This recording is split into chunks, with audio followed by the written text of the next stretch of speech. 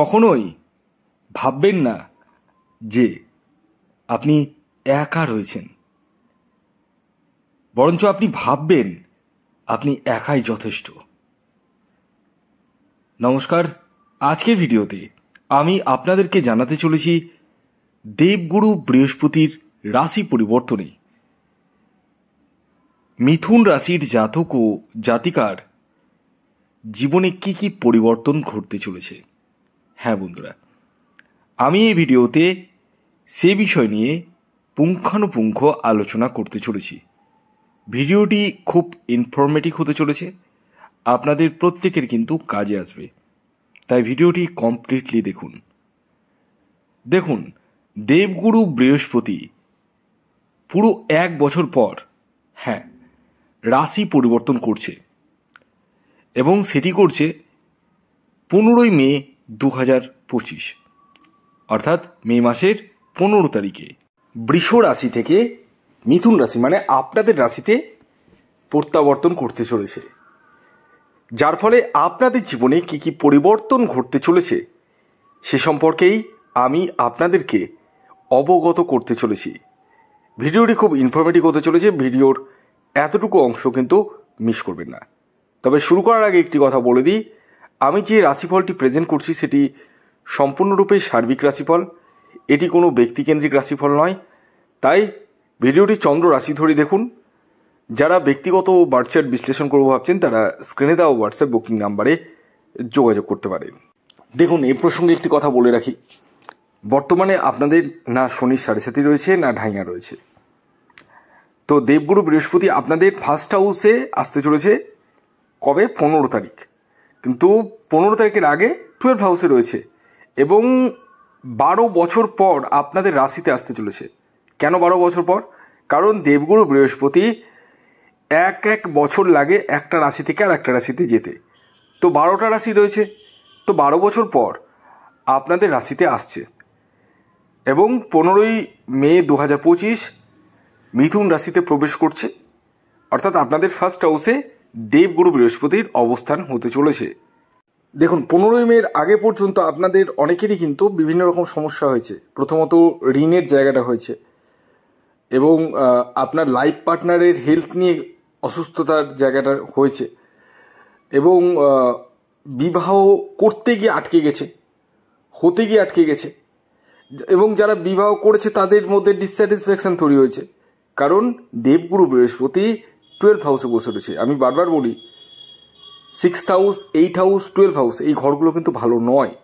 কিন্তু এই যে 15ই মে 2025 দেবগুরু বৃহস্পতি আসছে কোথায়? ফার্স্ট হাউসে, আপনাদের রাশিতে আসছে এবং 7th হাউসে দৃষ্টি পড়ছে। অর্থাৎ 7th হাউস থেকে আমরা কি দেখি? ডেলি ইনকাম, বিবাহিত জীবন, বিবাহ, পার্টনারশিপ, এই জায়গাগুলো দেখি। অর্থাৎ এটা বলাই যায় যখন দেবগুরু বৃহস্পতি ফার্স্ট হাউসে বসে 7th হাউসে দৃষ্টি পড়বে তখন কিন্তু আপনাদের বিবাহিত জীবনটা যথেষ্ট সুখকর হবে। যাদের বিবাহ হচ্ছিল না তাদের বিবাহ হয়ে যাওয়ার সম্ভাবনা রয়েছে এবং যারা পার্টনারশিপ বিজনেস করছেন তাদের ক্ষেত্রে কিন্তু যথেষ্ট শুভ, এবং যারা করব বলে ভাবছেন তারাও কিন্তু এগোতে পারেন।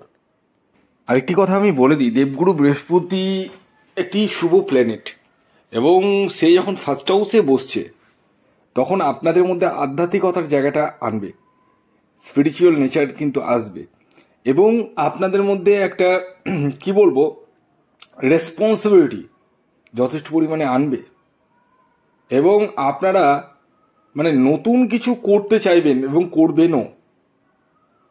দয়া আসবে আপনাদের মধ্যে, দয়া, মায়া, মমতা এই জায়গাগুলো কিন্তু আসবে, আর এটা সফলতার জন্য যথেষ্ট জরুরি। ক্রুয়েল টাইপের মানুষদের জীবনে কিন্তু বেশি দিন অর্থ থাকে না, যারা ক্রুয়েল টাইপের। তো দয়া, মায়া এই জায়গাটা কিন্তু আসবে এবং ফ্যামিলি লাইফে সুখ শান্তির জায়গাটা কিন্তু আসবে ফার্স্ট হাউসে বসে, এবং আপনারা কোনো ধর্মীয় যাত্রায়ও কিন্তু যেতে পারেন, সেই জায়গাটা রয়েছে। আপনাদের 7th হাউসে দৃষ্টি পড়ার ফলে কি কি হবে আমি অলরেডি বলেছি। এছাড়াও আপনাদের দেবগুরু বৃহস্পতির দৃষ্টি পড়ছে 5th হাউসে যে যে ঘরে দৃষ্টি পড়ে না সেই সমস্ত ঘরকে অমৃত করে দেয়, কারণ দেবগুরু বৃহস্পতি হচ্ছে শুভ প্ল্যানেট। তো 5th হাউসে দৃষ্টি পড়ার ফলে যারা সন্তানের জন্য প্রচেষ্টা করছেন, হতে চাইছে না, ডাক্তার বৈদ্য করছেন, তাদের ক্ষেত্রে কিন্তু সন্তান প্রাপ্তির জায়গাটা প্রবল হারে আসতে চলেছে। এছাড়াও যাদের সন্তান রয়েছে, সন্তানের কারণে আপনাদের মনে কিন্তু খুশি তৈরি হবে, সন্তানের কোনো গুড নিউজ আনতে পারে আপনার জন্য, সেই জায়গাটা কিন্তু দেখতে পাওয়া যাচ্ছে।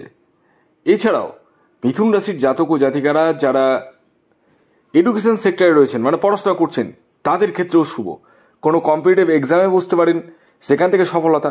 গভর্নমেন্ট এক্সামে বসতে পারেন, সেখান থেকে সফলতা। বিদেশে পড়ার সুযোগ, স্ট্রিম চেঞ্জ করবো ভাবলে করতে পারেন। কোনো মানে এডুকেশনের জায়গাটা আগামী 1 বছর আমি বলে দিতে পারি যথেষ্ট মাত্রায় শুভ। এর পাশাপাশি দেবগুরু বৃহস্পতি 5th হাউসে দৃষ্টি পড়ার ফলে আপনাদের প্রেমের জায়গাটাও কিন্তু মধুর করছে, মাখো মাখো করে ফেলবে। অর্থাৎ যারা এতদিন ধরে একাকী ছিল তাদের জীবনে কিন্তু নতুন প্রেম আসতে চলেছে ডেফিনেটলি। এবং যাদের অলরেডি সম্পর্কের মধ্যে তিক্ততা তৈরি হয়েছিল সেই জায়গাটা কাটবে এবং পুরনো প্রেম কামব্যাক হওয়ারও কিন্তু সম্ভাবনা হয়ে উঠতে চলেছে আপনাদের ক্ষেত্রে। এছাড়াও দেবগুরু বৃহস্পতি দৃষ্টি পড়ছে 9th হাউসে। 9th হাউস মানে ভাগ্যের জায়গা, ধর্মীয় জায়গা। ধর্মীয় জায়গাটা যথেষ্ট পরিমাণে শুভ দেখতে পাওয়া যাচ্ছে। এবং পিতার সাপোর্ট, পৈতৃক সূত্র থেকে অর্থ বা সম্পত্তি লাভ, এই সমস্ত জায়গা থেকে কিন্তু আপনারা বেনিফিটেড হতে চলেছেন।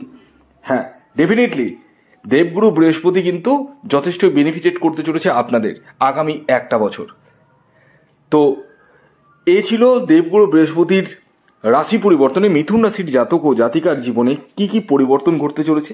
যারা আমার সাথে পরামর্শ করবো ভাবছেন, পার্সোনালি নিজের ব্যক্তিগত জন্মছক বিচার করবো ভাবছেন, তারা স্ক্রিনে দেওয়া হোয়াটসঅ্যাপ বুকিং নাম্বারে যোগাযোগ করতে পারেন। ভিডিওটি এখনকার মতো এই পর্যন্তই।